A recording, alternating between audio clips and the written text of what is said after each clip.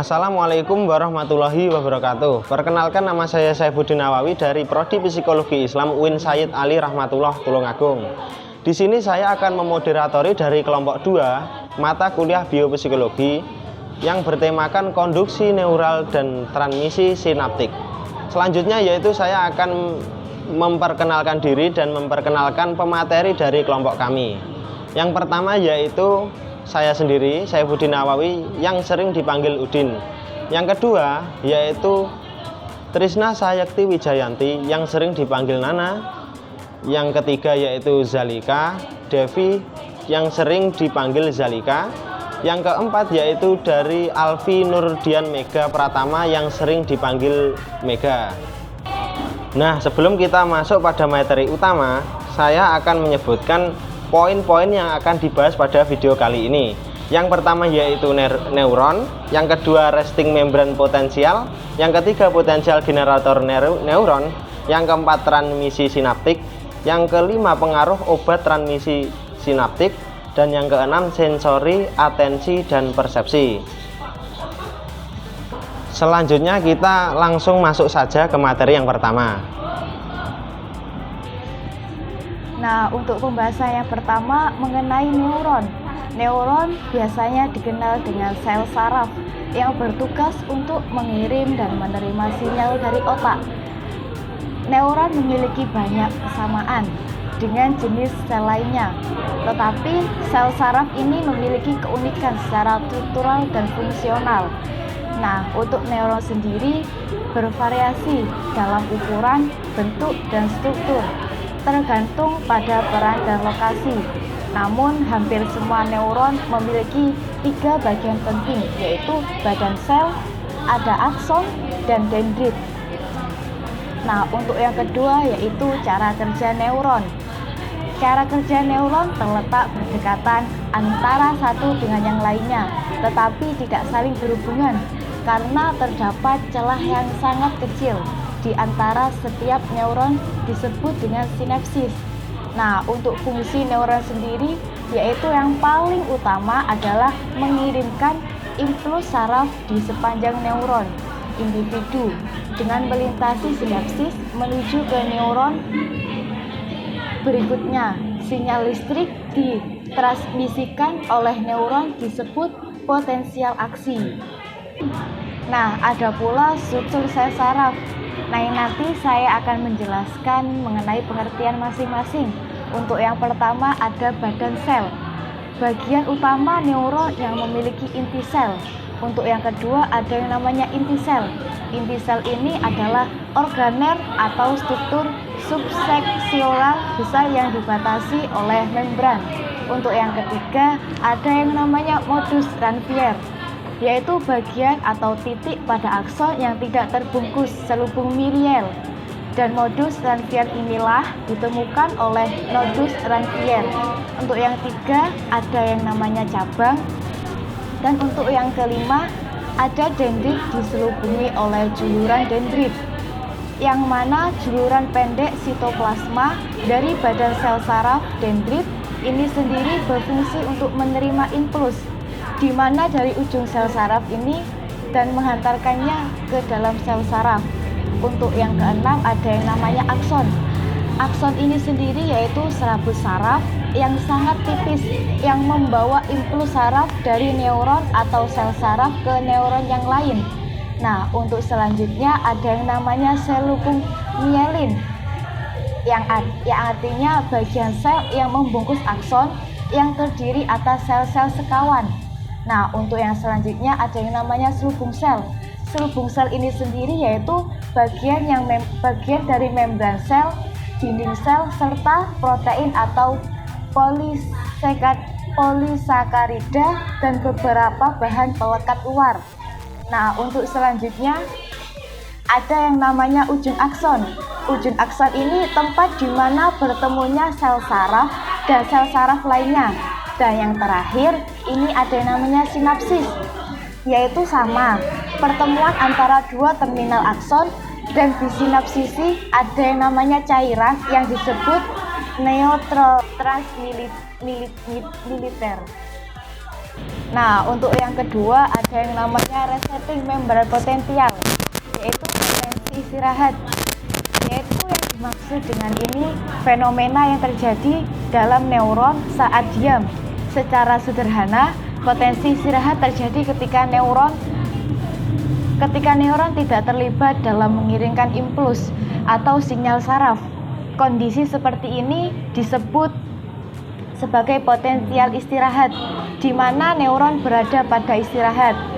Nah, selama kondisi ini, selaput neuron mengandung perbedaan dan muatan. Dalam daerah bagian dan membran lebih bermuat negatif bila dibandingkan dengan muatan bagian luar. Membran perbedaan muatan seperti itu biasanya seimbang karena pertukaran ion yang berbeda melintasi membran ke arah manapun masuk dan keluar. Yang selanjutnya ada dua konsep yang paling penting untuk memahami setiap potensi membran. Untuk yang pertama ada yang namanya perbedaan gradien, yakni konsentrasi ion melintasi membran semi permeable mendorong arah pergerakan ion. Nah, untuk yang kedua ada yang namanya membran bersifat semi permeable, yakni terhadap ion tersebut ada saluran ion yang memungkinkan ion melewati membran hanya ketika saluran ion tersebut terbuka. Nah, itu tadi yaitu penjelasan dari resting membran potensial. Selanjutnya kita akan masuk pada poin yang ketiga, yaitu potensial generator neuron yang akan dijelaskan oleh Mbak Trisna. Walah, sekarang giliran aku nih yang membacakan materi. Selanjutnya kita akan membahas mengenai potensial generator neuron. Sebenarnya apa sih potensi generator neuron itu?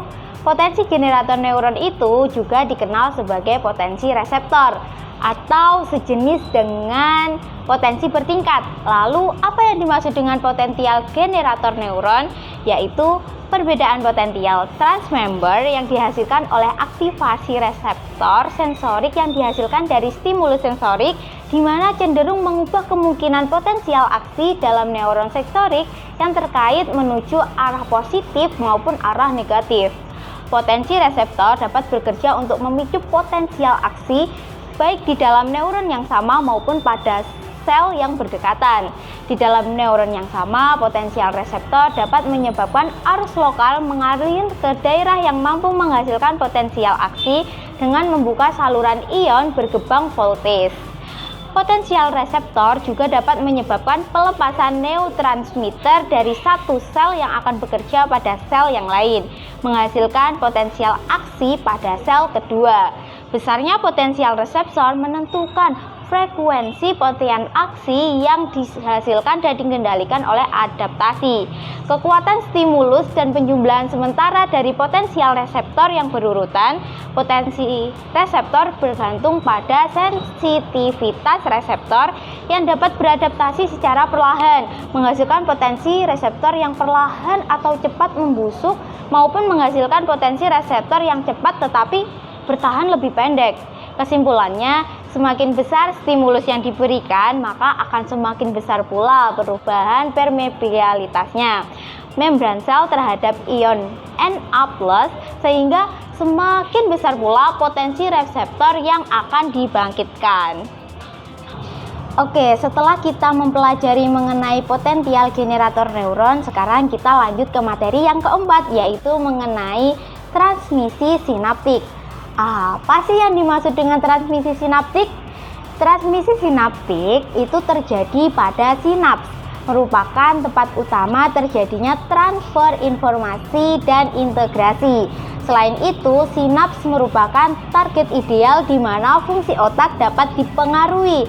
Komponen sel utama yang terdapat pada susunan saraf terpusat pada neuron dan glia. Nah, setelah kita mengetahui pengertiannya transmisi sinaptik, selanjutnya kita akan membahas mengenai sinapsisnya aja nih. Sinapsis merupakan celah penghubung antara neuron yang satu dengan yang lainnya. Sinapsis terbentuk antara ujung akson dengan dendrit dari sel saraf lain. Sinapsis berfungsi untuk meneruskan rangsangan dari suatu sel saraf ke dendrit dari sel saraf lainnya. Susunan sinapsis terdiri atas 3, yaitu ada terminal akson dari neutron, Terus ada ruang antara dua sel yang disebut dengan celah sinaptik. Yang ketiga ada reseptor pada sel target yang mengikat neurotransmitter. Kemudian kita lanjut nih dari fungsinya dari sinapsis. Fungsi sinapsis itu ada 5, yaitu sebagai penyedia koneksi antara neuron yang memungkinkan impuls mengalir di antara neuron-neuron. Yang kedua yaitu membagi impuls ke beberapa neuron. Yang ketiga memberikan rangsangan ke sel otot. Yang keempat mengatur transmisi neuron. Yang kelima berperan dalam pembentukan ingatan pada kinerja otak. Selanjutnya kita akan memasuki ke pembagian dari sinapsis. Secara umum sinapsis itu terbagi atas 2 jenis, yaitu ada sinapsis kimia dan sinapsis listrik. Kemudian jenis sinapsis sesuai dengan efeknya ada 2 nih teman-teman. Ada sinapsis yang menggairahkan dan sinapsis yang menghambat. Yang terakhir adalah jenis sinapsis menurut tempat koneksinya, ada 3, yaitu yang pertama ada sinapsis sinodendritik, yang kedua ada sinapsis aksomatik, dan yang terakhir ada sinaptik akson-akson. Itu tadi penjelasan dari materi yang keempat. Namun belum sampai sini aja nih. Selanjutnya kita akan mendengar penjelasan mengenai tahapan penghantaran sinaptik ini. Oke, yang akan dijelaskan oleh Kak Zaliha. Oke, selanjutnya saya akan meneruskan membahas tentang transmisi sinaptik. Proses penghantaran impuls melalui sinapsis dapat dijelaskan sebagai berikut. Yang pertama, impuls berjalan pada akson sel saraf sampai di bongkol sinapsis. Yang kedua, selanjutnya gelembung sinapsis berisi neurotransmitter akan cairan penghantar rangsang akan bergerak ke membran prasinapsis. Yang ketiga, neurotransmitter kemudian akan menabrak membran prasinapsis. Nah, yang keempat, gelembung sinapsis akan pecah sehingga neurotransmitter keluar ke celah sinapsis. Yang kelima, neurotransmitter kemudian berjalan menuju ke membran prosinapsis. Dan yang keenam, neurotransmitter kemudian akan menempel pada reseptor di membran postsinapsis. Dan yang ketujuh, impuls telah disampaikan ke dendrit sel saraf selanjutnya melakukan tugasnya. Dan yang terakhir, yaitu setelah neurotransmitter akan dinetralkan dan kembali ke bengkel sinapsis. Selanjutnya yaitu poin yang kelima, yaitu pengaruh obat-obatan pada transmisi sinapsis. Obat-obatan memiliki pengaruh dasar terhadap proses transmisi sinapsis, yaitu menghambat yang disebut inhibiti dan meningkat yang disebut eksitory. Obat-obat yang meningkatkan aktivitas sinapsis disebut juga obat agonis, sedangkan yang menghambat disebut antagonis. Kita masuk yang pertama yaitu pengaruh agonis. Dari efek obat agonistik yang pertama yaitu meningkatkan sintesis molekul neutron transmitter. Yang kedua yaitu meningkatkan jumlah molekul neutron transmitter. Yang ketiga yaitu meningkatkan pelepasan molekul. Poin yang kedua yaitu pengaruh antagonis. Dari efek obat antagonistik yaitu ada beberapa jenis. Yang pertama yaitu memblokir sintesis molekul neurotransmitter. Yang kedua yaitu menyebabkan molekul neurotransmitter bocor. Misal, kalau transmisi sinapsis ditekan, maka respon dia terhadap rangsangan itu menurun. Seperti contoh misal orang yang dibius. Ada juga seperti narkoba yang memberikan efek negatif karena dia menekan transmisi sinapsis pada seseorang. Oke, kita kan udah mendengar penjelasan dari narasumber yang kelima nih. Untuk selanjutnya kita akan menuju ke materi yang terakhir, yaitu materi yang keenam. Jadi teman-teman tetap stay tune dan check it out. Pembahasan selanjutnya yaitu mengenai sensori, atensi, dan persepsi. Sensori merupakan proses menangkap stimuli melalui alat indera manusia. Sensori berasal dari kata sense yang berarti alat indera yang menghubungkan individu dengan lingkungannya. Proses ini bersifat pasif karena hanya memasukkan informasi dari luar ke dalam diri individu, seperti melihat, mendengar, merasakan, atau memegang benda. Itu termasuk sensasi.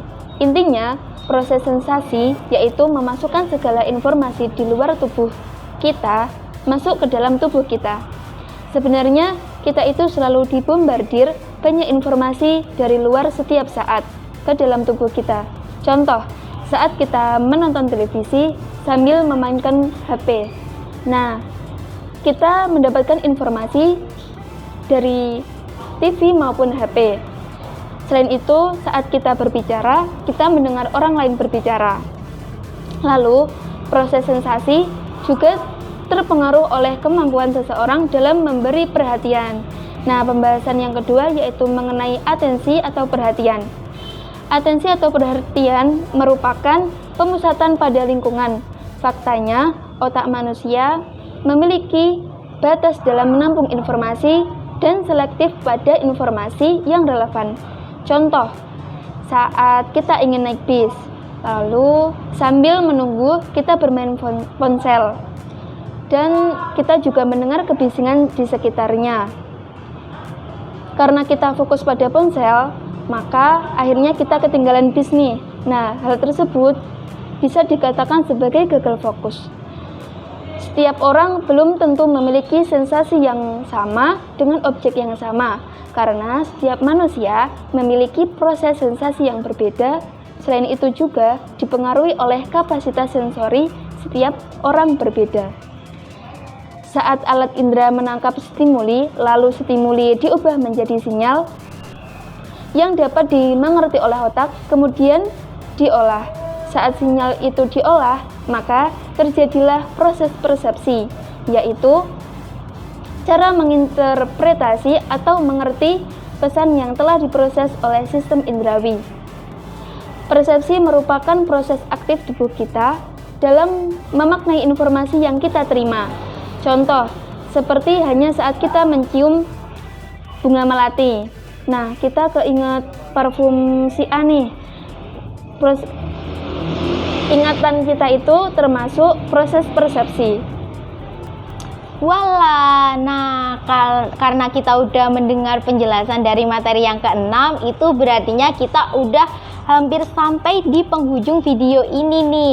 Nah, karena semua materi, semua poin-poin utama yang telah dijabarkan oleh teman saya tadi itu udah terjelaskan semuanya.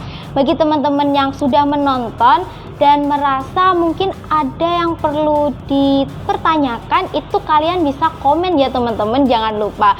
Kemudian sebelum saya mengakhiri video kali ini, saya sampaikan terima kasih banyak kepada teman-teman semua yang udah menonton video ini. Jangan lupa teman-teman buat like, comment, and subscribe. Dan jangan lupa share ke teman-teman kalian supaya mereka semua tuh juga mendapatkan edukasi yang sama seperti teman-teman. Oke, sudah waktu kami sudah habis. Terima kasih buat semuanya, terima kasih buat tim-tim yang sudah bekerja di balik layar, dan terima kasih buat dosen yang sudah memberikan tugas ini kepada kita semua. Sampai jumpa di lain waktu dan see you.